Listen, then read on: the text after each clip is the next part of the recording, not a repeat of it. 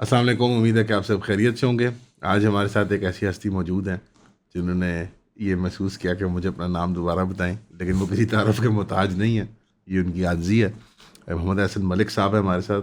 Real estate में चंद ऐसी वो आवाज़ें कंसल्टेंट के तौर पे तो अपने आप को पेश करते हैं या एनालिस्ट के तौर पे, लेकिन ये मैं कहूँगा रियल एस्टेट की सेन वॉइसेस में से हैं, जो कि इंडस्ट्री के तकाज़ों को जहन में रखते हुए बजट पे बहुत कोशिश करते हैं, मेहनत करते हैं कि रियल एस्टेट फ्रेंडली पॉलिसीज़ आएँ, लेकिन उससे इकॉनमी को नुकसान ना हो।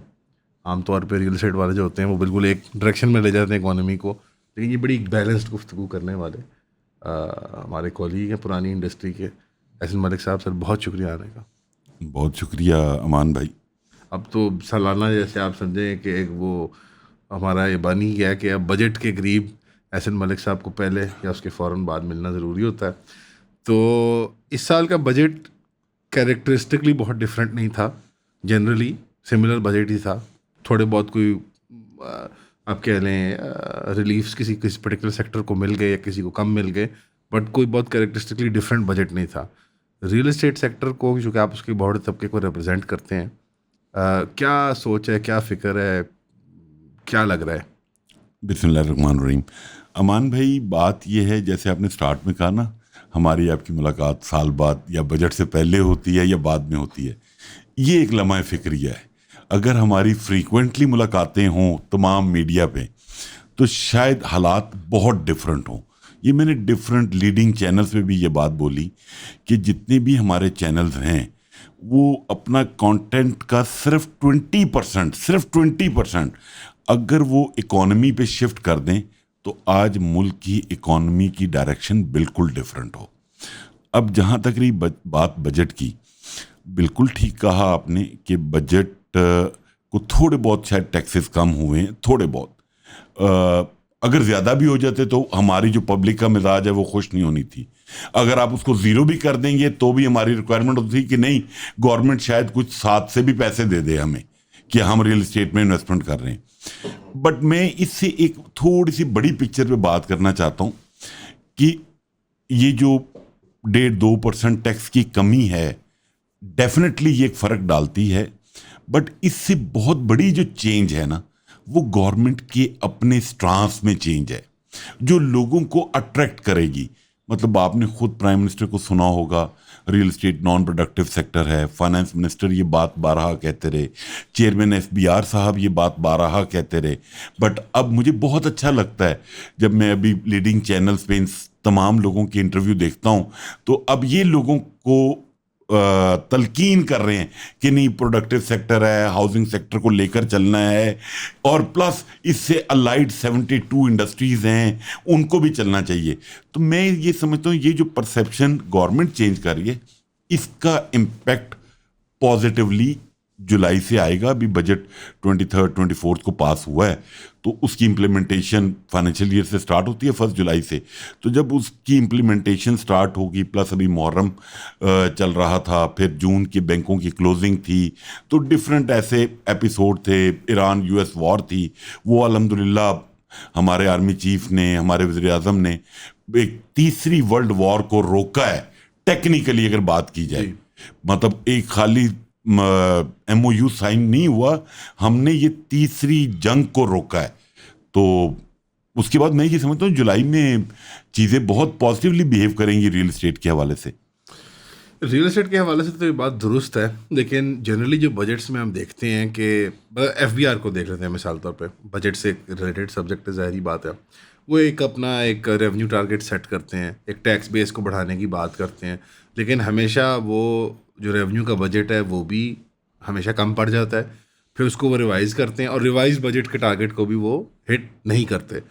और टैक्स बेस जो है पाकिस्तान के अंदर, इवन दो कुछ टैक्टिकल या स्ट्रेटेजिक जगहों पर रिलीफ देने की कोशिश के बावजूद, ऐसे महसूस होता है कि डायरेक्ट टैक्सेस लेने में, इनकम हो, वेल्थ टैक्सेस हों, कोई इंपोर्ट एक्सपोर्ट पे हो, या कोई बिजनेस के ऊपर ऊपर पैदावारी को टैक्स हो, उसको लेते करते करते करते एंड पे आके घूम घुमा के बात इनडायरेक्ट टैक्सेस के ऊपर ही आती है। और हालांकि ये रियल एस्टेट सेक्टर से इनडायरेक्टली ताल्लुक रखती है, बट एक जनरल खुशहाली को ज़रूर इम्पैक्ट करती है। और रियल एस्टेट जो है वो आपको पता है खुशहाली का प्रोडक्ट है। जब एक इंसान एक बड़े अच्छे स्टेट ऑफ माइंड में होता है, तभी वो इन्वेस्टमेंट करता है या कुछ वो अपने लिए फ्यूचर के लिए कुछ बनाता है। तो जो इसके बारे में क्या आपका पिंडी इस्लामाबाद बड़े लेवल पे गुफ्तगू करना, वज़रा के साथ बैठना, क्या थिंकिंग है कि टैक्स बेस क्यों श्रिंक करी जा रहा है? और एक अंडर अंडर क्लास है या एक ओवरवर्क्ड क्लास है, उसको मिडिल क्लास कह लें या लोअर मिडिल क्लास कह लें, कि वो ही बिस्किट, सिगरेट, चाय पत्ती, साबुन, वो उन्हीं पे टैक्स देती जाए, वो फ़ोन कॉल के सिम पे, हर चीज़ में, मतलब तो वो उस ज़िमन में कोई ज़्यादा चेंज नहीं नज़र आया उनके, मतलब। और ये भी एक जो टेल टेल साइन होता है ना, कि पहले रियल एस्टेट के सब मल्टीप्लीट करते हैं कि ये बेकार है, ये तो वो है, और फिर आके उसी को आके रिलीफ देने की कोशिश करते हैं कि किसी तरह फॉरेन इन्वेस्टमेंट अट्रैक्ट हो जाए, एक्सपर्ट्स की, और एक पैसे की आमद रफ्त शुरू हो जाए मार्केट के अंदर। तो इस ज़िमन में कोई बात हुई कभी, कोई गुफ्तगू कि ये टैक्स बेस बढ़ाई जाए? अमान भाई, इस पे बहुत बात हुई है, बट मेरा ये मानना है कि हमारा जो एफबीआर है उसकी शायद इंटेंट नहीं है टैक्स बेस बढ़ाने की। उनको भी ना इजी मनी की आदत पड़ गई है, वो बहाने बना लेते हैं।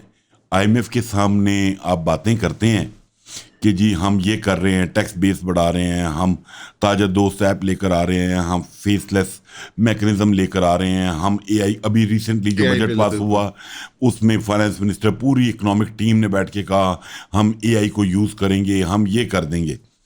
बट आप लोगों का कॉन्फिडेंस नहीं जीत सके। आप जब तक लोगों को ये कॉन्फिडेंस नहीं देंगे कि हम आपको फैसिलिटेट करने के लिए हैं। अभी लोगों का ये तासुर है कि मैं इनडायरेक्टेड टैक्सेस जब पे कर देता हूं तो मुझे फाइलर बनने की ज़रूरत नहीं है, क्योंकि जो अमान और एहसन एज ए फाइलर सजा भुगत रहे हैं नोटिसेस और ऑडिट की शक्ल में, एटलीस्ट मेरी उससे तो जान छुटी हुई है ना। हाँ जी। तो इस कॉन्सेप्ट के ऊपर शायद अभी तक काम नहीं हुआ। डंडे के जोर पे हम काम करने को तैयार करवा रहे हैं, जो डर के आ जाए तो आ जाए। बट दुनिया में जो मैकेनिज्म है कि आप अपनी एक सिटीजन अपनी रिस्पॉन्सिबिलिटी समझता है कि उसने टैक्स पे करना है, बट यहाँ पे हमारे एफबीआर ने उस रिस्पॉन्सिबिलिटी को भी लोगों को डरा के रख दिया है। सेकेंड चीज़ आपने बात की कि ये जो टैक्सेशन का मैकेनिज्म है, एफबीआर है, मैं आपको एक छोटी सी चीज़ बताता हूँ। मैंने लेट फाइलर पे बहुत बात की, आपके प्लेटफॉर्म पे भी बात की।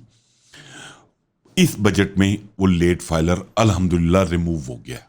सही। अब लेट फाइलर की कैटेगरी नहीं है, अब एक फाइलर है और एक नॉन फाइलर है फ्रॉम 1 जुलाई। और मैं बल्कि आपके प्लेटफॉर्म से रिक्वेस्ट करना चाहता हूं पब्लिक से कि जो लोग नॉन फाइलर हैं और उनकी कोई इंटेंट है कि वो टैक्स नेट में आना चाहते हैं, तो आपके पास ये 3-4 दिन हैं, 30 जून तक का टाइम है।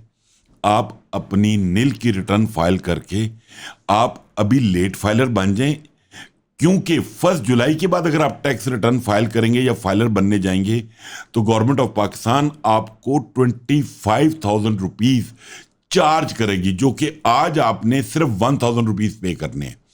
तो मेरी रिक्वेस्ट है भाइयों से, दोस्तों से, कि जो फाइलर बनना चाहते हैं वो इमीडिएटली 1,000 रुपया पे करके फाइलर बन जाएं, ताकि उनको वो 25,000 रुपया पे ना करना पड़े।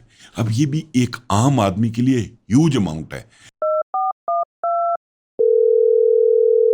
जी, जी, जी, जी, सही कह रहे हैं, सही कह रहे हैं। बस जी क्या करें, आपकी दुआएँ हैं, बड़ा अच्छा रहता है। नहीं, नहीं, नहीं सर, नहीं, नहीं, नहीं, हेलो, हम सरकारी गवर्नमेंट के अपेंस नहीं करते। नहीं, नहीं, शुक्र।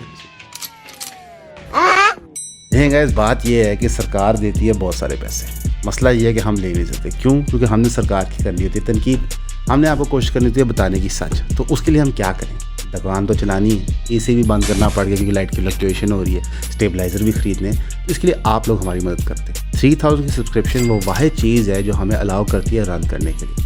हमारे मैट्रिक्स के मेंबर्स जो इस ग्रुप में हैं उनको डेली की 2 से 3 वीडियोस मिलती हैं एक्सक्लूसिव टॉपिक्स पे, जो किसी और के पास नहीं जाती। तो भाई अगर आप चाहते हैं हम सरकार को बिक जाएँ तो इशारा कर दें, नहीं तो 3000 की सब्सक्रिप्शन खरीद लें। शुक्रिया। अब इसके पीछे क्या माइंडसेट है ये अल्लाह बेहतर जानता है। पैसों की रिकवरी है और पैसों से हम शॉर्ट रहते हैं। हालांकि इस फ्राइडे को उम्मीद थी 25-30 रुपए पेट्रोल सस्ता होगा, बट क्योंकि हमारा टारगेट शॉर्टफॉल थी तो उन्होंने कहा यहाँ से हम लेवी में से पैसे इकट्ठे करके IMF के सामने अच्छे बच्चे बन जाएं। सर यही वो आपने जो बात लिटरली अभी 2 सेकंड पहले की, उसी को फिर आपने उसकी वो आपने दलील भी पेश कर दी कि FBR या टैक्स रेवेन्यू कलेक्शन का जो तस्वुर है वो एक स्कूल मास्टर और वो एक बड़े शरारती शरीर बच्चे वाला हिसाब बन गया कि वो पीछे पीछे है और बच्चा आगे आ गया है। अवाम के एक क्रिमिनल माइंडसेट बना दिया गया कि आपने अवॉइड करना है, भागना है, डरना है। एहसन साहब और मैं या कोई और साथी अगर वो टैक्स दे रहे हैं, वो फाइलर है। वो खाकान अब्बासी साहब ने एक दफ़ा लतीफ़ा किया था, बड़ा अच्छा एक प्रोग्राम भी किया था। तो उन्होंने कहा यार ये नॉन फाइलर क्या होता है, मुझे भी बना दो। तो आपने एक बीच में एक कैटेगरी थी लेट फाइलर, चले वो एक ग्रे एरिया था जहाँ पे लोग आके फिर भी टैक्स एम्बेट ब्रैकेट में आ जाते थे। अब उस पर ये 25,000 का ये एक्स्ट्रा ये फ़ाइन लगा के या ये आप सरचार्ज लगा के अब आपके वही तासुरात मुझे फील हो रहे हैं कि अब एक और पूरी नेट एक कैटेगरी है लोगों की जो इससे भी अब मुकर जाएंगे, डर जाएंगे कि भाई 1 दिन 2 दिन, क्योंकि अब पता है टेक्निकल प्रोसेस होता है, लोग नहीं जानते कहाँ से कागज़ जमा कराऊँ, क्या करूँ, वकील कहाँ से करूँ, अच्छा टैक्स लॉयर होता है, अच्छा अकाउंटेंट होते हैं, किसी फर्म के पास जाऊँ, खुद जमा कराऊँ। ये इतनी आसान चीज़ें नहीं होती हैं। और आपने स्टार्ट में इशारा भी किया कि बात किसी टेक्नोलॉजिकल सोल्यूशन की जाती है, लेकिन हकीकत यह है कि इंटेंट और विल ही नहीं है। यानी आप बेहतरीन टेक्नोलॉजी एम्प्लॉय कर रहे हैं, अगर नीयत नहीं है, इंटेंट नहीं है काम करने की, तो लगे रहें, लाख लगे रहें, 100 दफ़ा अटैम्प्ट करें उसको, वो नहीं होगा। ये रेवेन्यू शॉर्टफॉल का तस्वर फिर आता है कि एक गवर्नमेंट है पाकिस्तान में, साइकिल है, गवर्नमेंट ने आना है, पहले उसने सूबों को क्लियर करना है, उसके बाद उसने अपनी तनख्वाहें, अपने जो अपकीप हैं, जो ओवर उसके वो अपने हेड्स हैं वो क्लियर करने हैं। तो पहले दिन से तरक्याती काम, डेवलपमेंट, कोई एडवांसमेंट, कोई इनोवेशन का काम करना है, वो बोरोइंग से उसने करना है। यानी उसने स्टार्ट ही अपना दिन शुरू करना है कर्ज में, और वो भी बोरोइंग करनी है डोमेस्टिक, वो UBL को, HBL, कौन से बैंक हैं, और वो आपको पता है पूरा प्रोसेस क्या, अवाम का ही पैसा रखवा के हुकूमत बोरो करके उनको सूद पे वो दे रही है। और फिर वो अब उसके अंदर एक नई लेयर, एडिड लेयर है कि IMF और इंटरनेशनल बोरोइंग इंस्टीट्यूशंस के सामने उन्होंने अपने आप को साबित करना है कि हम अच्छे बच्चे हैं। ये एक प्रोसेस नहीं है जो सेट फॉर फेलियर है। यानी कि आप एक कारोबार शुरू करने जा रहे हैं, आप कारोबारी आदमी हैं, आप दुकान डालने से पहले ही आप मकरूज़ हैं, और एक डोमेस्टिक कर्ज है, एक फ़ॉरेन कर्ज है आपका, और यहाँ के पैसे गोल करके आपने वहाँ दिखाने हैं। और यानी आप मेरी बात को फॉलो कर, मैं फॉलो कर रहा हूँ। मैं अमान भाई आपको एक थोड़ी सी एक्सप्लेन करूँ, आपने जो बात अभी की,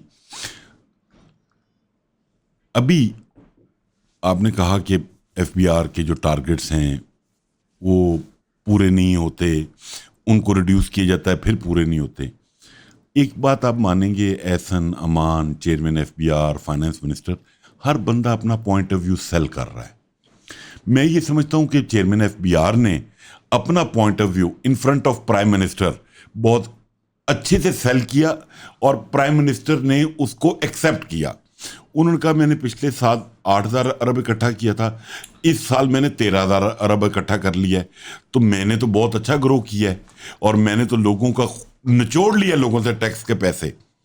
उसके ऊपर मैंने जो बात की वो अब आप बात बाय करें या ना करें, या पब्लिक माने या ना माने, बिल्कुल ऐसी है जैसे मेरा बेटा या आपका बच्चा मैट्रिक में 300 नंबर लेता है और फेल हो जाता है, ठीक है, और वो फेल हो जाता है, लेकिन नेक्स्ट ईयर वो दोबारा अटेम्प्ट करता है, 350 नंबर लेता है और फिर फेल हो जाता है। बट बीइंग ए फादर और बेटा, वो दोनों इस चीज पे कन्विंस हो जाते हैं, नहीं मैंने तरक्की की है, मैंने 50 नंबर पहले से ज्यादा लिए हैं, तो आप ये एक्सेप्ट करें कि मैंने तो बहुत मेहनत की है, तो मोटरसाइकिल ले ले मेरे लिए, तो मोटरसाइकिल ले ले। तो अब ये पब्लिक का काम है, वो इस मेहनत को कैसे देखती है, कि वो वाकई ही चेयरमैन FBR साहब ने बहुत मेहनत की है, और उन्होंने पहले से टैक्स ज्यादा इकट्ठा कर लिया है, टारगेट अचीव नहीं हुआ, इट डजंट मैटर, लोगों का खून निचोड़ लिया आपने, उल्टे सीधे टैक्सों, उल्टे सीधे मैकेनिज्म, और एडवांस टैक्सेस में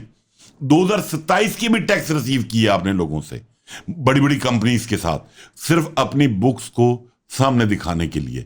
अभी सुनने में आ रहा है कोई फेसलेस और AI का मैकेनिज्म लेकर आ रहे हैं। अमान साहब को नहीं पता होगा कि उनका ऑडिट कौन कर रहा है, ऑडिट कौन कर रहा है, अपील कौन सुनेगा, ताकि वो जो लेन देन वाले मामलात हैं उनको अवॉइड किया जाए। जबकि मैं ये समझता हूँ, मेरी जाती राय ये है कि ऐसा मुमकिन ही नहीं है कि जब तक अव्वल तो पूरी दुनिया में ऑडिट का कॉन्सेप्ट ही नहीं है। या तो एहसन चोर है, अमान चोर है, या नहीं है। तो या नहीं है। ये ऑडिट की बकवास सिर्फ पैसे बनाने के लिए। ये इनको इसका मकसद, इनक्विजिशन का मकसद ही देखे ना, एक जस्टिस सिस्टम पे आपने बड़ी फलसफियाना बात कर दी कि या हम इनोसेंट हैं बिफोर प्रूवन गिल्टी, या हम सब गिल्टी हैं। अब दुनिया के अंदर जो राइज निज़ाम है कि तब तमाम लोग मासूम हैं जब तक कि वो मुलजिम न ठहराए जाएं, बिल्कुल सही। और जब मुलजिम ठहराए जाएंगे तब उनसे हिसाब कर लेंगे। पाकिस्तान में एक नायाब चीज़ है कि स्पॉट चेकिंग होती है, कि रैंडम ऑडिट्स हो गए कंपनीज और अफराद के, इस बुनियाद पे, किसी शक की बुनियाद पे नहीं, एक रैंडमाइज्ड सिस्टम की बुनियाद पे। तो चाहे वो किसी एआई के ज़रिए हो, चाहे वो किसी अनोनमस पर्दा लगा हो बीच में लोगों के दरमियान, उसकी मकसदियत ही यही है कि कुछ लेन देन की गुंजाइश क्रिएट की जाए। और अगेन जो हदफ है जो डिस्क्राइब किया जा रहा है, ये तो आप करप्शन को रोकने की कोशिश कर रहे हैं ना, एक्चुअल रेवेन्यू के टारगेट्स को अचीव करने में तो वो एआई फिर हेल्प नहीं कर रही, वो सिर्फ करप्शन को मिनिमाइज कर रही है। एआई में वो हेल्प क्या लेना चाह रहे हैं, मैं आपको थोड़ा सा एक्सप्लेन करता हूँ क्योंकि थोड़ा सा वास्ता पड़ता है ना। आपने टैक्स रिटर्न फाइल की होगी लास्ट ईयर। जी सर। अच्छा, हम लोग इंसान हैं, गलती हो जाती है। हमारा जो टैक्स लॉयर है वो भी साल के आखिरी दिनों में मुलाकात होती है, मोटी मोटी चीज़ बताते हैं। आप जिम खाना जाते हैं, अपना कार्ड चार्ज करवाते हैं, आप रेस्टोरेंट जाते हैं, अपना कार्ड चार्ज करवाते हैं, और आप गलती से अपना एंटरटेनमेंट बिल अपनी टैक्स रिटर्न में शो नहीं करते। सही। आप शो नहीं करते, एआई वो डिटेक्ट करेगी कि अमान साहब ने तो पिछले 1 साल में 5 लाख रुपए के बाहर से खाने खाए हैं, या फलाने होटल में जाके हफ्ता रहे हैं, उसका बिल क्रेडिट कार्ड से पे किया है, वो टैक्स रिटर्न में मिसिंग है। कि वो तो अब वो लोगों को थोड़ा सा इस दफा टैक्स रिटर्न जब वो फाइल करें तो प्लीज, स्पेशली जहां जहां आपने credit card, debit card use किया है, या जहां पे जो इनवॉइस आपने ली अपने नाम पे, उसको काइंडली जरूर मेंशन कीजिएगा। ये अपने लॉयर को जरूर गाइड कीजिएगा, वरना यू नेवर नो कि आपको भी एक नोटिस आ जाए कि आपका ऑडिट खुल गया। यानी लेकिन सर वैसे एक बात है कि इनकम के एतबार से तो ये इशू होगा कि ये इनकम कहाँ जा रही है और ये इसकी इनकम आपने कहाँ से जनरेट किया है। बट जो वो एंटरटेनमेंट सो कॉल्ड ट्रांजैक्शंस कर रहे हैं, पेट्रोल ले रहे हैं पंप पे, सिनेमा घर जा रहे हैं, होटल जा रहे हैं, रेस्टोरेंट जा रहे हैं, वहाँ तो टैक्सेस कट ही जा रहे हैं उनके। तो लाइक मतलब कान को उधर से पकड़ने वाली बात है। बट ये जो ऑब्सेसिव डिज़ायर है इनके अंदर के जो फाइलर है उसको निचोड़ लें। कभी ये मतलब अभी भी गाड़ी क्या नॉन फाइलर खरीद सकता है, नॉन फाइलर के नाम पे खरीद सकता है। तो ये जो एम्बिट्स छोड़े हुए हैं इन्होंने कि एक नॉन फाइलर एग्जिस्ट कर सकता है दुनिया के अंदर, वो तो खुद फैसिलिटेट कर रहे हैं उसको। तो ये फाइलर को निचोड़ने की इंटेंशन के बारे में कभी बात हुई है कि सर इन्होंने निचोड़ना बंद करो? मेरा ख्याल है अमान, जितनी बात मैंने की है मैंने हमेशा साथ ये भी कहा, मैं उनका स्पोक्स पर्सन नहीं हूं, बट मैं ये कहता हूं आप खुद उनको इनकरेज करते हैं। भाई आपको एहसन और अमान को फैसिलिटेट करना है कि वो जेलस फील करे नॉन फाइलर वाला, और वो अट्रैक्ट होके फाइलर बने। आपने तो एहसन और अमान को इतना बुरा हाल बना दिया है कि भाई जो उसके जानने वाले हैं वो कहते हैं हम यार नॉन फाइलर ही अच्छे हैं। और प्लस माशाल्लाह आपने एवेन्यू ऐसे रखे हुए हैं पाकिस्तान में, आप नहीं चाहते नॉन फाइलर रियल एस्टेट में आए, गुड एनफ। आपने वो परसेंटेज रखी हुई है जो एक्सेप्टेबल, क्या मैनेजेबल ही नहीं है। मतलब 18%, टोटल को 32% बनता है नॉन फाइलर का टैक्स। एक कोई भी प्रॉपर्टी परचेज करे उसकी एफबीआर वैल्यू के ऊपर या उसकी प्रॉपर्टी की वैल्यू के ऊपर 32% कौन पे करेगा? कोई भी नहीं आएगा। तो वो क्या करेगा? वो क्रिप्टो खेलेगा, वो गोल्ड परचेज करेगा, वो सिल्वर बाय करेगा, वो इंटरनेशनल मार्केट के वो पैसे बाहर पाकिस्तान से मूव कर देगा, पैसे पाकिस्तान से बाहर मूव करेगा जो ऑलरेडी कर रहे थे। हालांकि अभी वैसे कम हो गए, मोहसिन नकवी साहब जब से कराची चक्कर लगा के आए हैं और को थोड़ा सा डरा के आए हैं। लेकिन खुफिया जराए से पैसे निकालना किसी मुल्क से कोई ये इम्पॉसिबिलिटी तो नहीं है। मतलब बहुत कॉमन है ममालिक में, दुनिया के नंबर 1 चीज़ है इंसान करते हैं, पैसों की आमदोरफ्त। बिल्कुल ऐसे ही, बिल्कुल ऐसे ही। तो बात ये तो हमारे पॉलिसी मेकर्स को सोचना चाहिए ना। एक अलमिया ये भी है अमान साहब, जो मैं अक्सर डिस्कस करता हूँ, हमारा पॉलिसी बनाने वाला जो आदमी है वो बनाता ही पॉलिसी वो है जिससे वो टैक्स कलेक्ट कर सके।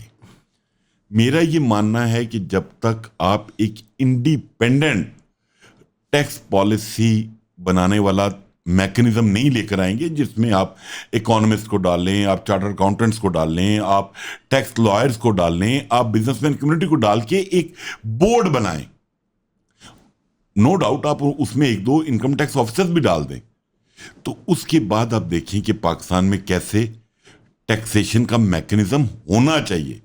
हमने आई वॉश के लिए FBI के एक अफसर को उठाया, प्रमोट किया, उसको हमने फाइनेंस डिवीजन में बैठा दिया IMF को दिखाने के लिए कि हमने टैक्स पॉलिसी अलहदा कर दी है, जबकि पूरी टैक्स पॉलिसी FBR से डिज़ाइन हुई, FBR ने सारे नुक्ते हर चीज़ डाली और उसकी इम्प्लीमेंटेशन हो गई।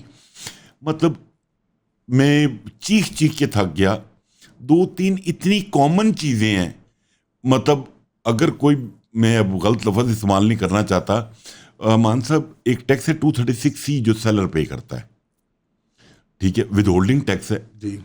और मैंने ये बहुत अच्छा पहले रिक्वेस्ट की कि यार प्लीज़ ये जो लोग इंस्टॉलमेंट पे प्लॉट लेते हैं, आपने एक डाउन पेमेंट पे की है और आपकी नीयत है आपने घर बनाना है, आप इंस्टॉलमेंट पे पूरा घर मतलब प्लॉट या घर की पेमेंट करेंगे और उसके बाद उसको एंजॉय करेंगे, उसमें रहेंगे जो भी है, तो आपने हर इंस्टॉलमेंट के साथ ना जो बायर का टैक्स है 236K वो आपने हर इंस्टॉलमेंट के साथ पे करना है।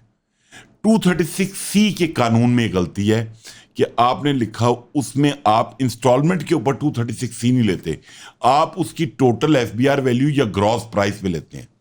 मतलब अगर एक प्लॉट की वैल्यू 1 करोड़ रुपया है, आपने सिर्फ अभी 10 लाख रुपए दिए हैं, 236K आपने 10 लाख रुपए पे पे किया है 1.5%, फिर आप, और अब आपको FBR या गवर्नमेंट कहती है आप 236C 1 करोड़ रुपए पे पे करें, 4.5 लाख रुपए।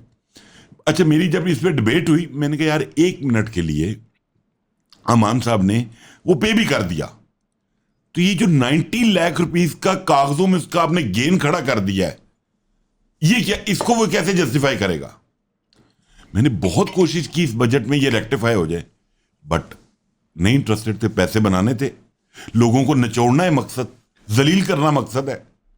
सर तो ये डर नहीं लगता है नहीं कड़ाका बोलेगा एट सम पॉइंट इकोनॉमी का, या वो इस पे बैंक कर रहे हैं कि यार 25 करोड़ बहुत बंदा होता है यार?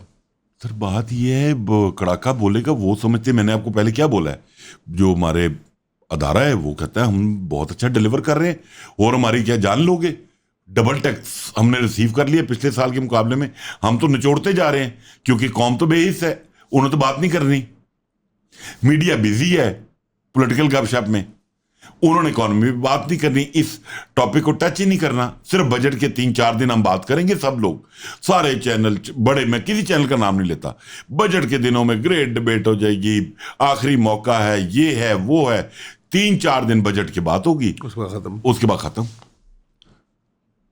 आपने खुद कहा हम साल बाद मिल रहे हैं जी, वो भी बजट पास होने के बाद आपने बुलाया। सर लेकिन ये साइकोलॉजिकल जो अलमिया है कि अवाम जो है वो इसके बावजूद कि वो मुआश के मसाइल की सबसे ज़्यादा मारी हुई है, वो मुआश के मसाइल डिस्कस नहीं करना चाहती, ये अवामी फेलियर है या ये जो एजुकेशनल इंस्टीट्यूशंस हैं, जैसे मीडिया है, जैसे तालीमी इदारे हैं, जैसे एक आला इदारे हैं तालीम की, यूनिवर्सिटीज़ वगैरह, वहाँ पे ही एक ओवरऑल कल्चर सेंटर से यानी स्टेट की जानिब से डेवलप की जाता है कि बजटिंग, फाइनेंस, टैक्सेशन, इस पर गुफ्तगू जाए ही ना? सर सारे एलिमेंट हैं, वो भी नहीं चाहते चीज़ें पॉइंट आउट होंगी, लोगों को चुभता है अमान क्यों बात कर रहा है इस पे, हमारे राज क्यों खुल रहे हैं, हमारी नालायकियाँ क्यों हाईलाइट हो रही हैं। लेकिन मैं चंद एक जर्नलिस्ट हैं, इकोनॉमी के रिपोर्टर्स हैं, मैं उनको क्रेडिट देना चाहता हूँ, माशाल्लाह इस टाइम पीरियड में भी वो लिखते भी हैं, बोलते भी हैं, बहुत अच्छे अच्छे लोग हैं, शहबाज राना साहब हैं, मेहताब हैदर साहब हैं, बिल्कुल शकील साहब हैं, समा से बहुत अच्छा लिखते हैं। मैं आपको एक आम तासुर पता है क्या है, कि शायद ये बजट वगैरह जो है ना आम रूटीन में बन जाता है, तो इसके पीछे कोई मेहनत नहीं होती, ये इन लोगों को पता, जो लोग इस पे काम कर रहे होते हैं इंटेंसिवली। मैं आपको एक छोटी सी एग्जांपल देता हूँ, होती ये किसी बाबू के दिमाग की ना इख्तराब और उसका ब्रेन वेव, वो ये थी, ये पिछले साल भी कोशिश की गई, इस दफा फिर ये कोशिश थी कि 10 करोड़ रुपए की प्रॉपर्टी या 10 करोड़ से अबव की प्रॉपर्टी अगर कोई परचेज करना चाहता है जायद बकर उस्मान, तो उसको एनओसी रिक्वायर्ड होगा फ्रॉम दी एफबीआर या कंसर्न कमिश्नर। वो अपने एसेट शो करे कि उसके पास ये 10 करोड़ रुपया कहाँ से आया। बट अल्हम्दुलिल्लाह किसी ने मेहनत की बैकडोर चैनल पे कि यार क्यों नेगेटिविटी आप स्प्रेड करना चाहते हैं, तो ये चीज़ ऐड ऑन नहीं हुई। हमारे अदारे का ये प्रॉब्लम है, आप चाहते हैं कि आपका पाकिस्तान का शहरी आपका मरूने मिन्नत रहे, उसको किसी ना किसी तरीके से आप अपने साथ इंगेज कर लें। एक बहुत बड़ा पुराना इशू था ओवरसीज पाकिस्तानीज का कि उनको अपना नॉन रेजिडेंट प्रूफ करने के लिए उनको एक कमिश्नर से जाके एनओसी लेना पड़ता था कि मैं नॉन रेजिडेंट हूं जी। वो अल्हम्दुलिल्लाह बड़ा समझाने के बाद वो शर्त खत्म हुई एनओसी की। काफी लोगों की दिहाड़ियां मर गई, काफी टाउट थे कचहरियों में जो जाके वो एनओसी करवाते थे। 25,000 से लेके 2 लाख रुपए 3 लाख रुपए तक का रेट था प्रॉपर्टी की वैल्यू के मुताबिक। अभी भी हर चीज में कोशिश ये होती है हमारे अदारे की कि किसी ना किसी तरीके से हम आदमी को इंगेज कर लें कि वो हमारे पास आ जाए। सर आइडियल वर्ल्ड में जैसे बड़े तारीख के जो इंटेलेक्चुअल हैं, एकेडमिक हैं, जैसे इब्न खल्दून हो गए, वो लोग कहते हैं कि जब कोई इस तरह का स्ट्रक्चर जो है वो इतना करप्ट हो जाए कि वो फंक्शनल ना हो, ये non functional at this point. आपने कहना वो 400 नंबर लेके 450 पे करता है तो वो कहता है मुझे इनाम दिया जाए कि मैं दोबारा फेल हो गया मैट्रिक के पेपर। आप एक आइडियल वर्ल्ड में यही देखते हैं कि एफबीआर जैसे महकमे को डिसमेंटल किया जाए और सिरे नौ एक नई चीज़ बिल्ड की जाए, या आप ये देखते हैं कि चलो इसी में कुछ हम टुटपज मरम्मत करते रहते हैं, स्ट्रक्चर तो वो चलो ठीक है उसमें हम काम कर लेते हैं। अच्छा, ये चंद एक ऐसे डिपार्टमेंट है ना सर अमान साहब जिनको छेड़ना ना गलती है, बट इनको बेहतर ज़रूर किया जा सकता है। हम जब बात करते हैं, एक प्राइम मिनिस्टर थे मैं इसको ख़त्म कर दूंगा, एफबीआर ही बंद कर दूंगा। स्टार्ट में हमारे प्राइम मिनिस्टर मौजूदा हम इसके 2 पार्ट्स कर रहे हैं, एफबीआर को 2 हिस्सों में तकसीम कर रहे हैं। मेरे पास एक दफ़ा सलीम मांडवी वाला साहब आए और मैं उनके सुनने के बाद मुझे यकीन हो गया कि गवर्नमेंट और प्राइम मिनिस्टर के हाथ में कुछ नहीं होता। हमारी ब्यूरोक्रेसी इतनी स्ट्रांग है, इतनी स्ट्रांग है, वो चीज़ों को ऐसे मैनिपुलेट करती है, ऐसे मनूवर करती है कि आपके पॉलिटिशियन बेचारे बिल्कुल सादे हैं, कुग्गू उनके सामने, बिल्कुल उनके सामने। मैंने हर फोरम पे कहा है अगर आप चाहते हैं कि एफबीआर की परफॉर्मेंस अच्छी हो, आप इसके ऊपर एक अच्छा बोर्ड बनाएं जो पॉलिसी दे, प्राइवेट सिटीजन्स का, और प्राइवेट सिटीजन का बना दें, गवर्नमेंट ऑफिशियल भी बेशक बीच में डालें, इनपुट हो लोगों की। मतलब ये नहीं हो सकता कि जो अभी मैकेनिज्म है कि एक अफसर के दिमाग में आया कि मैंने ये चीज डालनी है और उसने अपने बॉस को कन्विंस कर लिया तो वो चीज डल गई। मतलब हम क्यों नहीं, बात गलत है, आगे से आप एकदम कहेंगे नॉन फाइलर फाइलर क्यों नहीं बन जाता, तो भाई आप ऐसा एटमॉस्फेयर क्रिएट करें। आप आखिर देते हैं क्या वो फाइलर को जो वो नॉन फाइलर जोड़े अपने तरीके? हमें नॉन फाइलर को ब्रीदिंग स्पेस देनी है, नॉन फाइलर को टैक्स नेट में लेकर आना है, लेकिन उसके लिए उनको कोई गाजर दें थोड़ी सी। जब तक हम गाजर नहीं देंगे नॉन फाइलर नहीं आएगा, वो एक्सक्लूड रहेगा। गाजर खिलाएं, क्योंकि आप इनको देने को कहेंगे तो ये वो स्टिक वाली पॉलिसी पे आ जाते हैं। नहीं, वो ऐसा नहीं है। गाजर खिलाएं, गाजर का मतलब है गाजर खिलाएं। जी, ये कैरेट एंड स्टिक में स्टिक की इनके जहन में आती है कि लगाए वाम को। अब जैसे ये बात आ गई कि आपने रियल एस्टेट के टैक्स रिलीफ के बारे में भी बैक एंड पे जो आपने चीज़ें रुकवा ली सो रुकवा ली, उसमें वर्किंग की, आप साथी हैं आप लोगों के जो काम करते हैं। ये क्लियरली हमारी स्टेट की बहुत डीप इन्वेस्टमेंट या एक सीरियस एक कंसिडरेशन थी रियल एस्टेट हमेशा से रही है। सिविल ब्यूरोक्रेसी हो, मिलिट्री ब्यूरोक्रेसी हो, सियासी क्लास हो, तमाम के तमाम स्टेक होल्डर जो हैं वो रियल एस्टेट को एक सर्टन मेयार पे लेवल पे देखना चाहते हैं। लेकिन सिक्लिकली हमेशा ये होता है कि फॉरेन बोरोइंग इंस्टीट्यूशंस हैं ऐसे IMF जैसे, उनका एक प्रेशर आता है और इवेंचुअली वो मार्केट कोलैप्स होती ही होती है।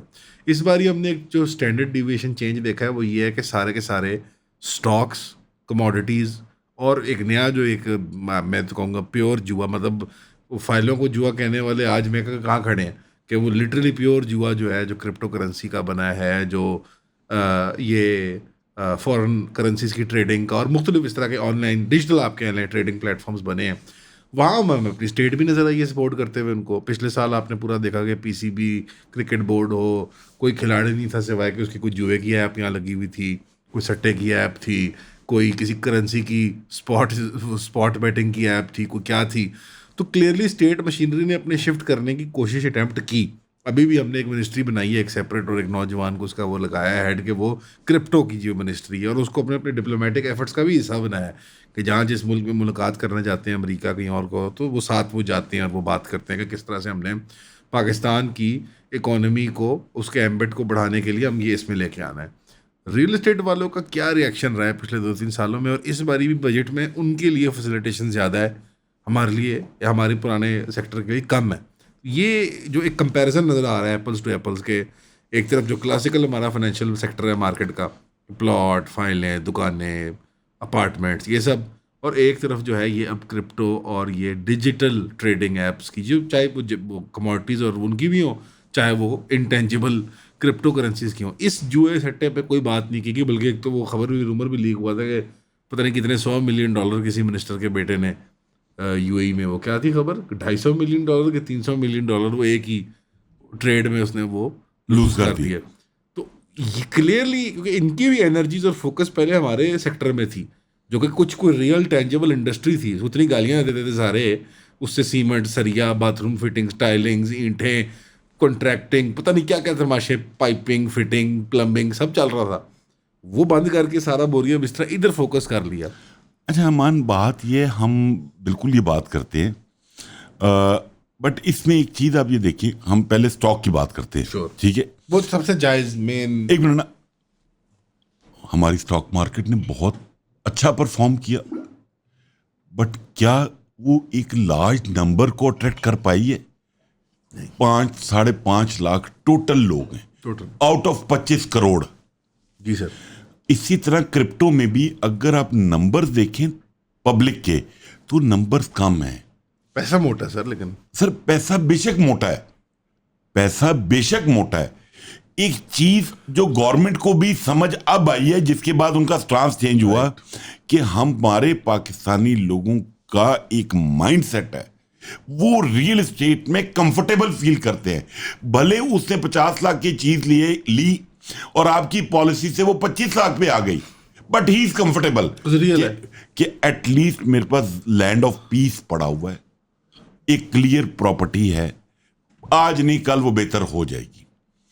जहां तक रही बात क्रिप्टो की, इसमें आपको पता है गवर्नमेंट बहुत सपोर्ट करती रही, फाइनेंस मिनिस्टर करते रहे, प्राइम मिनिस्टर करते रहे, वो बिलाल साहब बीच में उन्होंने मिनिस्ट्री बना दी, बट शायद वो रिजल्ट नहीं ले पाए। नहीं ले सकते सर, ठीक है, दुनिया में वो उतार चढ़ाव उसका ऐसा जुए की तरह कोई पता ही नहीं।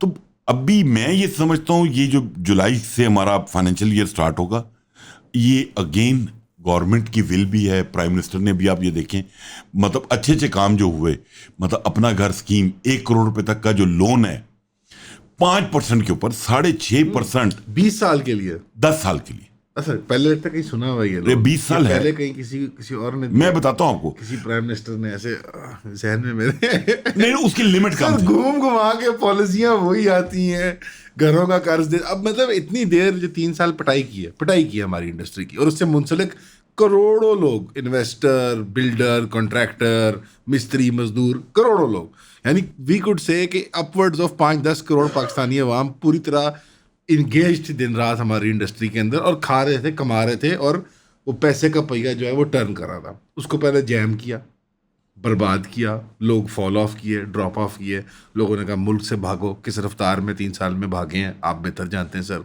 लोगों ने कहा इंडस्ट्रियां बदलो, आपके सामने कुछ लोग बैठे हुए हैं, किस रफ्तार से लोग भागे और करे, और वो सारा ये सब देखते हुए इसके बावजूद एंड में जब घूम घुमा के पॉलिसी वहीं आनी है कि जिस तरह इमरान खान साहब के दौर में वो एक कर्ज था कि वो 5% का होगा, 5 मरले पे, फिर 10% होगा, उन्होंने 20 साल का दिया था, आपने 10 साल का कर दिया। नहीं, ये भी 20 साल का है, लेकिन पहले 10 साल में 5% सब्सिडाइज रेट है। 10 साल के बाद आपको जो एक्चुअल कायबोर चल रहा होगा मुल्क में, जो भी काइबोर +1 या 2 है? काइबोर प्लस ये भी क्लैरिटी नहीं है उस वक्त वो। सर ये लिटरली आप वो सुना रहे हैं इमरान खान अपना वाला जो था, नहीं अपना नैफडा, नया पाकिस्तान हाउसिंग अथॉरिटी, बिल्कुल वो था।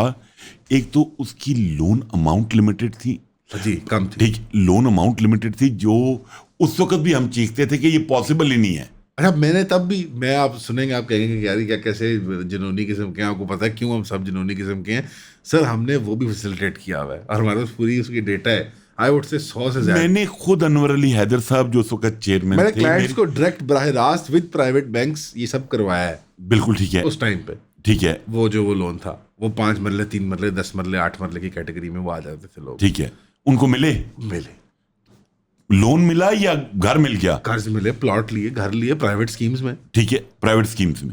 प्राइवेट स्कीम कौन सी? उससे वो कर्ज घर के लिए, प्लॉट के लिए भी रिलीज होता था, प्लॉट प्लस घर की कंस्ट्रक्शन के लिए। वो सबके लिए है, बट बात ये प्राइवेट स्कीमों के पास तो एनओसी नहीं है। नहीं एनओसी वाले वरना बैंक ने कहा लोन।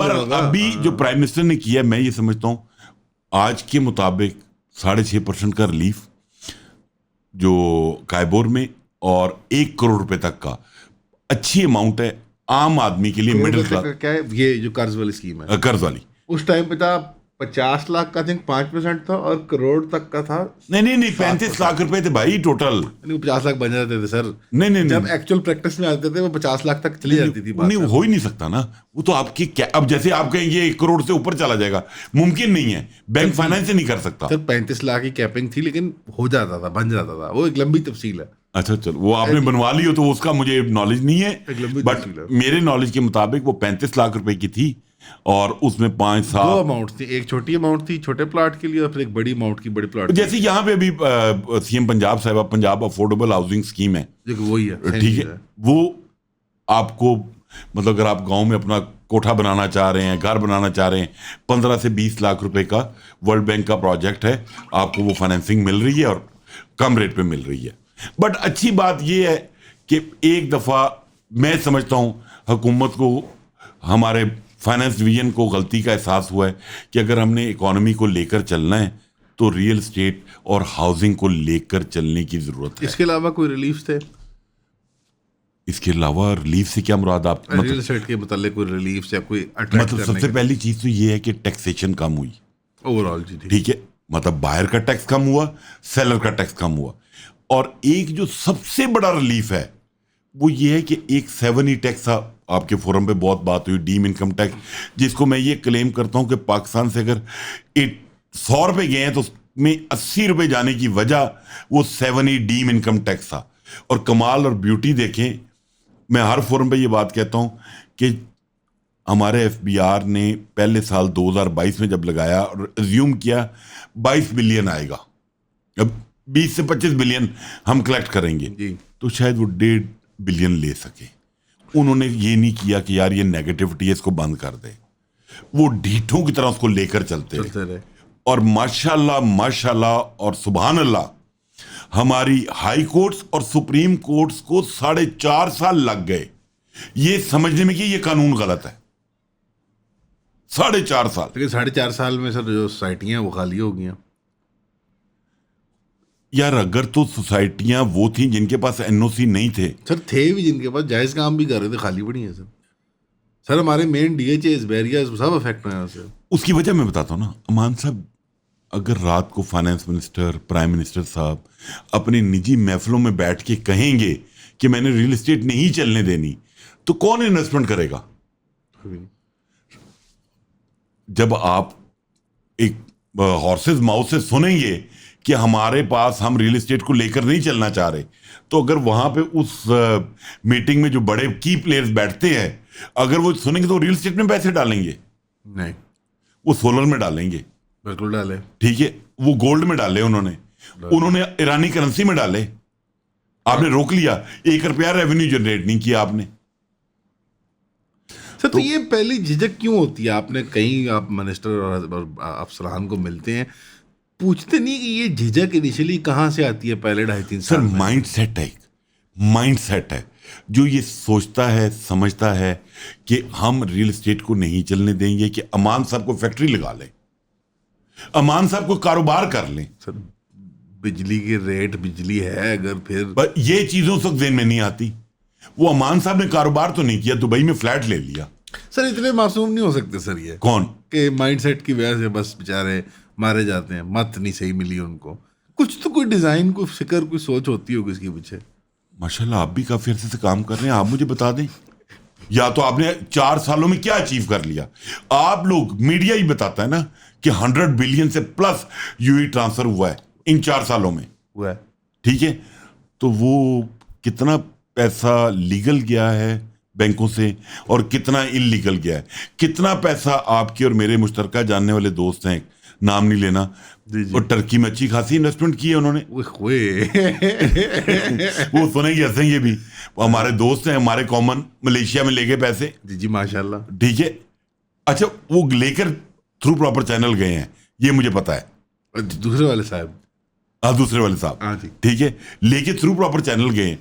बट आपने खुद अपने मुल्क, नहीं, जायज चैनल से भी पैसा जाए तो ये एक अलामत की है और बहुत बड़ी खतरे की अलामत है और घड़ी है कि जायज भी क्यों जा रहा है। तो सर ये जो ऊपर बैठे हुए हैं जो पॉलिसी साज, प्राइम मिनिस्टर को उनको नोटिस लेना चाहिए ना कि भाई ये तुम क्या पॉलिसी दे रहे हो। सर कोई बदनीयती तो नहीं है?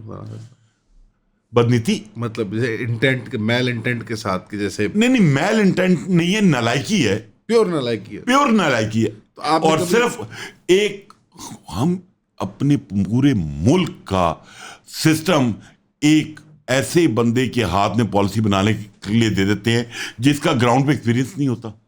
ब्यूरोक्रेट की बात कर रहे हैं। ब्यूरोक्रेट की बात कर रहा हूं। आपकी गर्दन का सरिया आपको बिजनेसमैनों से मिलने नहीं देता। आप खाली एक, पंजाबी कहते हैं ना, गोंगलों तो मिट्टी चाड़ना ला काम। आप कभी एक चैम्बर में चले जाते हैं, कभी दूसरे में चले जाते हैं, कभी चैम्बर वालों को बुला लेते हैं और एक पिक्चर, ग्लोसी पिक्चर पेंट करते हैं। हमने बहुत मशावरत कर ली। मैंने ये डिफरेंट फोरम पे एक अपील की प्राइम मिनिस्टर से कि सर प्लीज, अगर आप अच्छे रिजल्ट लेना चाहते हैं ना, तो बजाय ये ब्यूरोक्रेट्स को आईएमएफ के साथ बैठाने के, निगोशिएट करने के, आप हर सेक्टर के 1 या 2 नुमाइंदों को आईएमएफ के साथ बैठाएं। सही बात है। आपको बेहतर रिजल्ट मिलेंगे। क्योंकि जो प्रॉब्लम मैं फेस कर रहा हूं, हालांकि ये क्लेम, ये हमारे पास एक आईएमएफ का एक्सक्यूज है ना, मैंने काम नहीं करना, आईएमएफ नहीं मान रहा। उन आईएमएफ को लोग कौन जाके पूछेगा? जी। को पूछ सकता है? नहीं नहीं, या तो आईएमएफ मुझे बुला ले, तो मैं बताऊं भाई ये नालायकी हैं। सर, लेकिन कुछ तो बहुत ही खौफनाक हुआ होगा, क्योंकि मतलब आपके रेवेन्यू, आपके जो फाइनेंस डिपार्टमेंट्स हैं उनमें आके बैठा हुआ था आईएमएफ एट सम पॉइंट। अभी भी है। अभी भी है। तो वो कुछ तो होगा कि जो इतना इन्होंने बर्बाद कर दिया पिछले 4-5 सालों में, कि अब वो सिर पे आके बैठे हुए हैं। सर आपके झूठ ना, आप मैनेज नहीं कर पाए। नहीं, आपने कहा कि मैं XYZ सेक्टर से टैक्स लूंगा, ओके फाइन। अगले दिन आपने 6 महीने बाद का सॉरी, यहां से नहीं आ रहा, अब मैं ABC से लूंगा, मैं लेवी से निकालूंगा। अब मैं ABC से लूंगा। उनका अच्छा चलो राइट, आप ABC में भी फेल हो गए। उनका अब तुम्हारी स्टोरी नहीं, अब हमारी स्टोरी। अब जो आपकी टैक्स पेयर क्लास है वो पे करेगी। बिजली पे लगाओ, पेट्रोल पे लगाओ, सैलरी क्लास पे लगाओ, बिजनेसमैन पे लगाओ, उनकी परसेंटेज बढ़ाओ। आप कितनी दफा झूठ बोल सकते हैं? मैं आपसे कितनी दफा झूठ बोल सकता हूं? कितनी दफा आपको गोली दे सकता हूं? अल्टीमेटली तो आप कहोगे ना भाई इधर आ जाओ। हालांकि मैं बड़े बड़े इकोनॉमिस्ट को सुनता हूं कि आप आईएमएफ प्रोग्राम में रहते हुए ग्रो नहीं कर सकते, कर सकते, ठीक है, बट मैं ऑनेस्टली इसके खिलाफ हूं। कर भी सकते हैं, आप कहते हैं। मैं ये कहता हूं कर सकते हैं, आपकी पॉलिसी ठीक होनी चाहिए। आईएमएफ आपको ये डिक्टेट नहीं करता कि यार आप अपना हाउस इन ऑर्डर करो। आईएमएफ आपको मना करता है कि प्राइम मिनिस्टर साहब आप पीएम हाउस के एक्सपेंडिचर कम कर दें, अपने मिनिस्टर्स के कम कर दें, ये पीएसडीपी का फंड कम कर दें। नहीं, आईएमएफ इस पे कभी नहीं बोलता कि आपने स्पीकर, चेयरमैन सेनेट की इतनी सैलरी बढ़ा दी, आपने अपने वुजरा की, अपने पार्लियामेंटेरियंस की 200, 300, 400% सैलरीज बढ़ा दी। उस पे आईएमएफ का कभी स्टेटमेंट नहीं आई। उस पे कभी किसी वजीर ने आके नहीं कहा कि हमें प्रॉब्लम हो रही है आईएमएफ को कन्विंस करने में। जहां पे किसी बिजनेसमैन को ब्रीदिंग स्पेस देनी है, आपके पास एक्सक्यूज है, आईएमएफ नहीं माना। मैं तो ये 2-3 जगहों पे बोला है कि हमारे वज़ीर ख़ज़ाना साहब ने कहा है इस बजट में हमने कोई नया टैक्स नहीं लगाया, वाह, कोई नया टैक्स नहीं लगाया। आपने नहीं सुना? नहीं आपने, मैं झूठ बोल रहा हूँ? नहीं तो फिर आपने ये ऐसे बिहेव क्यों किया? नहीं, मैं कह रहा हूँ मेहरबानी उनकी बहुत। नहीं मेहरबानी ना, अब मैं तो कहता हूं कि 1 जुलाई के बाद प्राइम मिनिस्टर साहब को चाहिए कि 30 जून की रेट की लिस्ट मंगवा लें, स्टील की, सीमेंट की, टाइल की, चीज़ों की, ज़रूरियात ज़िंदगी की, और 1 जुलाई के बाद 10 जुलाई की तक दोबारा इनकी रेट लिस्ट मंगवाएं। अगर ये बढ़ती हैं तो फिर वाकई आपने टैक्स नहीं लगाया, और अगर ये बढ़ गई तो फिर आपने टैक्स झूठ बोला है, क्योंकि अगर टैक्स नहीं लगा तो फिर पैसे नहीं बढ़ने चाहिए। वो एक वो टैक्स इनके पास वो भी तो होता है ना सर, मनी सप्लाई बढ़ाने वाला। दसिया नहीं किसी ने, इन्फ्लेशन बढ़ा दो। 12 में साहब आए थे इकोनॉमिस्ट, तो 1985 से वो बजट को रिव्यू कर रहे हैं, क्योंकि वो पहले अकाउंटिंग एंड फाइनेंस में थे, सीए थे, बड़ी कंपनीज में काम करना, ये जो यूनिलीवर शेवर ये सारी। 1985 से वो बजट को रिव्यू कर रहे हैं, कहते हैं तब से लेके अब तक 1200 गुना पाकिस्तान में मनी सप्लाई बढ़ा है, 1200 गुना। जबकि एक्चुअल उसको रिफ्लेक्ट करने वाली एसेट और रेवेन्यू है, एक्चुअल जो पैदावारी है, वो सिर्फ 9 गुना बढ़ी है। तो उससे आप डिफरेंशियल से हिसाब लगा लेंगे हमारी करेंसी कितनी इन्फ्लेट करती है। वो तो बताना भी नहीं पड़ता ना किसी को कि टैक्स। नहीं वो आप, मैं आपको सेकंड करूंगा वो इसको पुराने अंग्रेजी में इसको इकोनॉमिस्ट कहते हैं टैक्सेशन विदाउट रिप्रेजेंटेशन। वो टैक्स जिसका कोई रिप्रेजेंटेटिव नहीं बताया ही नहीं कि लगा, पैसे प्रिंट कर दो। वो आप हमारे यहाँ वो बोरोइंग की शक्ल में आप जानते होंगे, दानियाल अजीज साहब फॉर्मर फेडरल मिनिस्टर भी रहे हैं, और वो एक स्लोगन उनका बड़ा अच्छा चल रहा है हर फोरम पे। वो कहते हैं कि महंगाई होती नहीं है, की जाती है, और इसका मेन कंपोनेंट स्टेट बैंक है।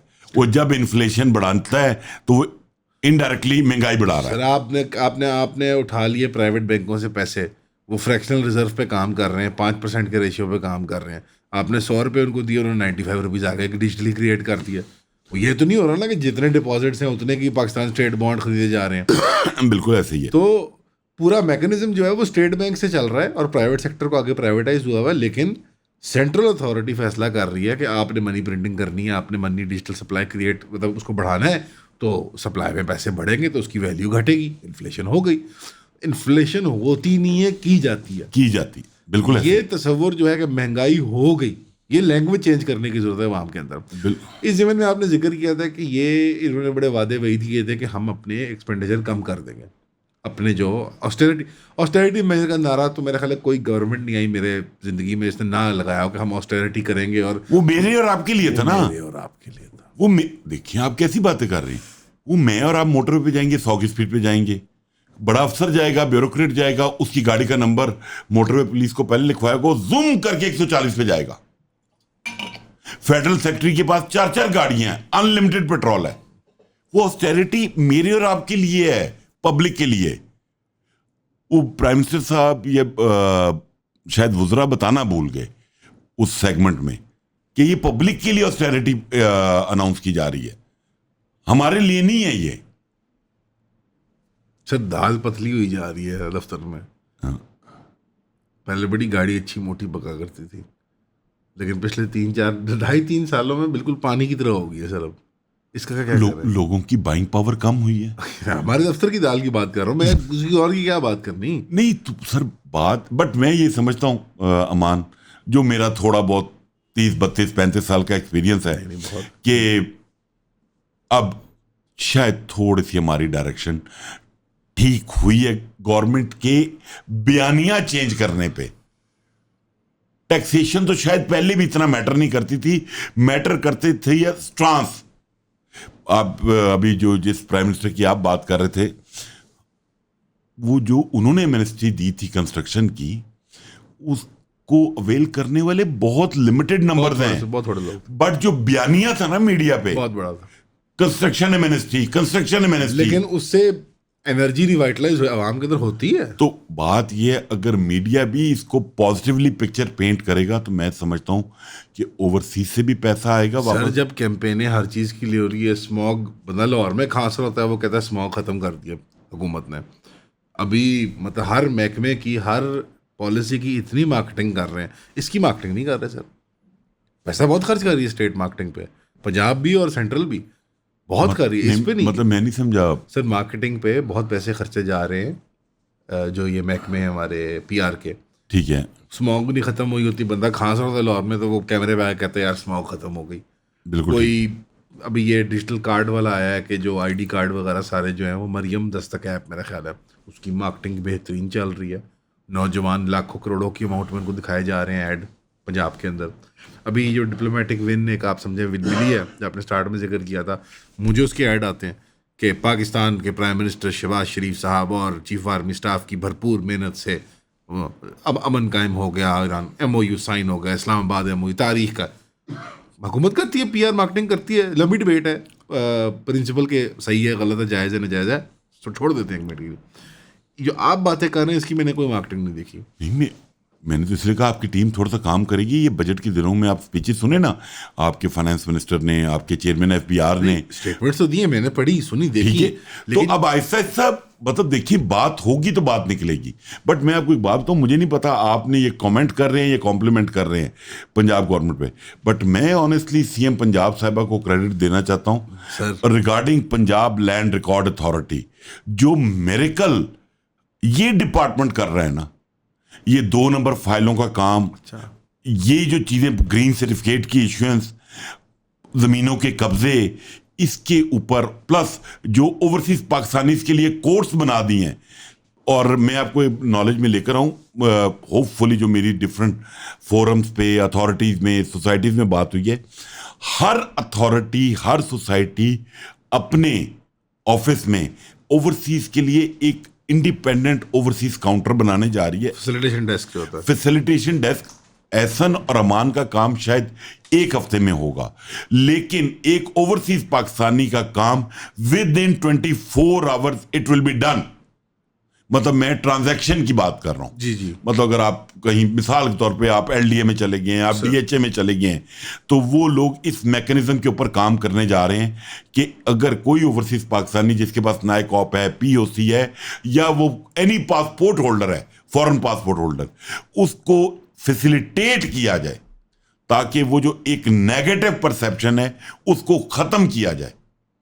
तो मैं समझता हूँ अच्छा टाइम होगा। लैंड रेवेन्यू डिपार्टमेंट से आपने बात की कि क्या ऐसी चीज़ें हुई हैं पंजाब में जो आपको जिन्होंने बहुत ज़्यादा मुतासिर किया? सबसे पहले तो मैं ये समझता हूँ ये जो ओवर सेलिंग का मैकेनिज्म है सोसाइटीज़ के अंदर, मतलब आपके पास 500 कनाल जमीन है, आपने 5000 प्लॉट बेच दिए, सही, कैसे उसको वो रजिस्टर करने जा रहे हैं कि अब कोई फाइल नहीं बिक सकती जब तक जिस सोसाइटी का NOC LOP और उन इंटीग्रेटेड नहीं है उनका सिस्टम पेलरा के साथ।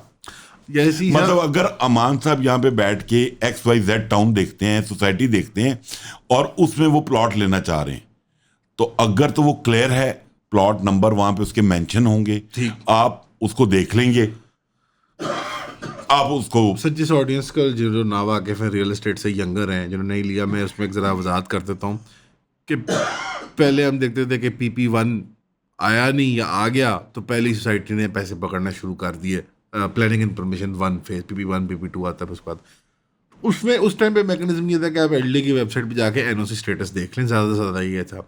अब ये फ़र्क ये कर रहे हैं कि 1 to 1 बार कोडेड ये होगा कि आपका जो फाइल है या प्लॉट है वो रिप्रेजेंटेड है पेलरा के पास, और आप वहाँ पे जाके 1 to 1 जाके वेबसाइट पे जाके चेक कर सकते हैं कि मैं ABC टाउन के अंदर जो सेक्टर B के अंदर जो मैं 32 नंबर प्लाट ले रहा हूँ वो वहाँ पे एग्जिस्ट करता है।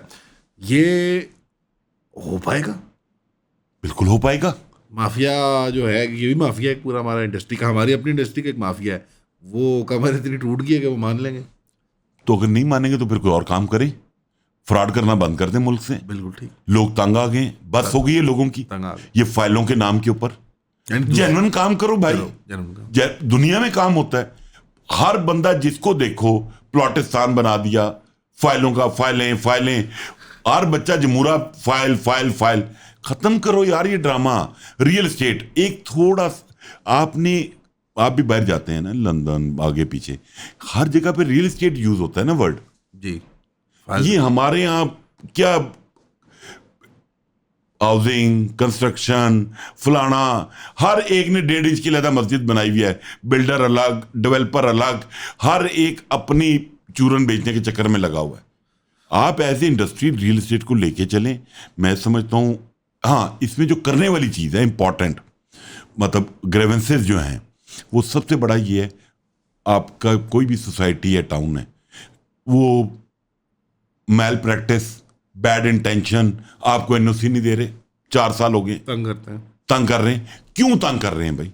उसका मैकेनिज्म होना चाहिए यार, विद इन 90 डेज। अगर तो अमान साहब, जैद बकर उस्मान साहब गलत काम कर रहे हैं तो हाईलाइट करें। अगर वो जेन्युइन आदमी आपके मुल्क में पैसा लगा रहा है तो भाई उसको फैसिलिटेट करें। सर ये आपने एक तरफ तो बात अच्छी कर दी कि पेलरा जो है वो प्रोसेस को स्ट्रीमलाइन कर देगा बाइंग के, लेकिन सर बाइंग के लिए सप्लाई चाहिए होती है, और सप्लाई के लिए आपको पहले सोसाइटी खरीदनी है, एनओसी लेना है, डेवलपमेंट करनी है, गैस पास करवानी है, बिजली अब गैस अब अलग लगती कोई नहीं, आपने फिर वो सारा अपना प्रोसेस करना है।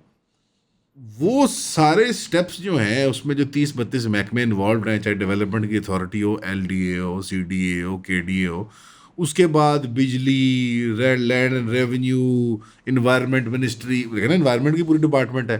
फॉरेस्ट्री वालों को आपने बताना है कि 32 एनओसी पढ़ते हुए कि 32 किस्म के लाहौर के इंडिजिनस दरख्त हैं, वो 32 के 32 एम्पल ग्रीन स्पेस में लगाए जाने चाहिए। मैंने पहली बार पढ़ा यार ये एम्पल ग्रीन स्पेस क्या होती है। अब 100 कनाल की सोसाइटी में 1 कनाल एम्पल है, तो क्या वो 1 कनाल 1000 कनाल की सोसाइटी में भी है? यानी कोई डिफाइन नहीं हुआ है, वेगरीज में है और आपने सबको सेटिस्फाई करते फिरना है। उस पूरे प्रोसेस से गुजर के एंड में जो प्लॉट मिलेगा वो तो बड़ा महंगा मिलेगा।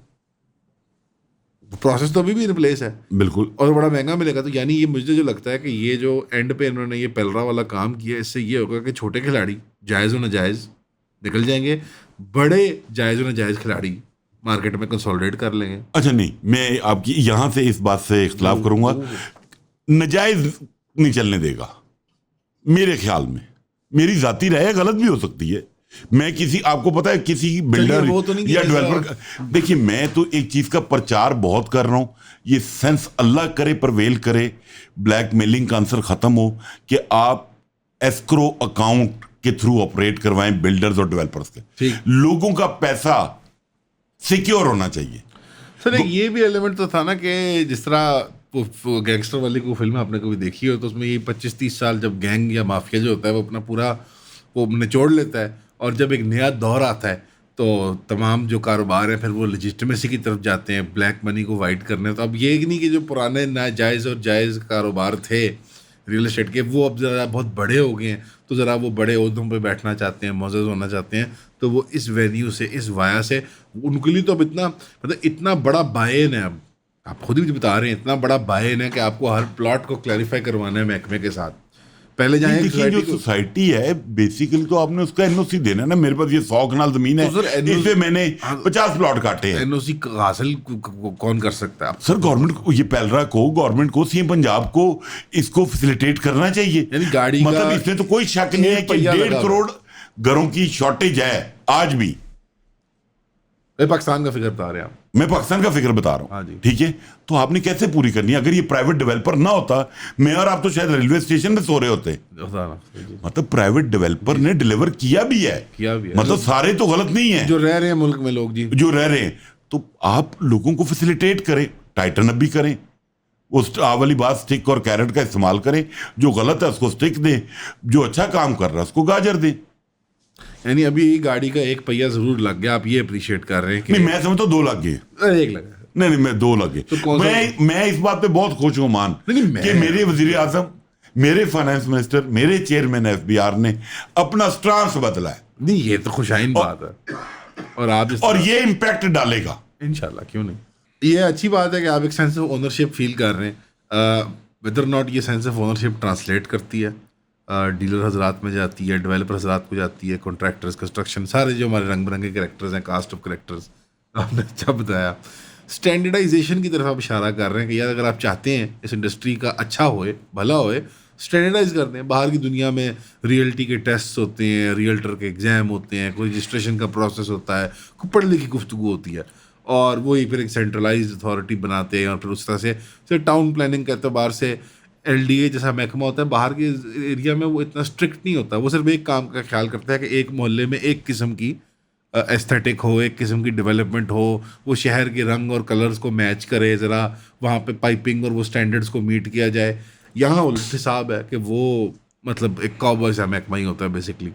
मतलब हर सोसाइटी के अंदर उन्होंने इतना बड़ा प्लॉट लिया हुआ है कि ये प्लॉट गारंटी करता है कि अगर कुछ ख़राबी हो जाए, मतलब आपने एक पार्टी को सोसाइटी बनाने दे दी जिसके पास ना फंड्स प्रूफ वो फंड्स है ना वो एक लंबी तफसील हो जाएगी।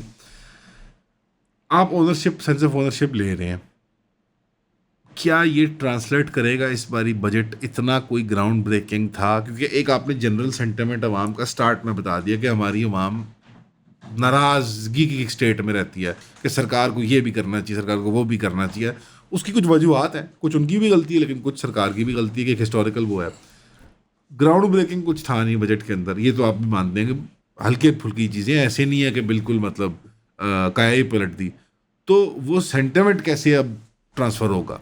मैं समझता हूँ मीडिया उसको पिक्चर पेंट करेगा, आप बात करेंगे, मैं बात करूँगा, और प्लस लोगों को थोड़ा बहुत आइडिया होगा जिनके साथ जिनकी कनेक्टिविटी है।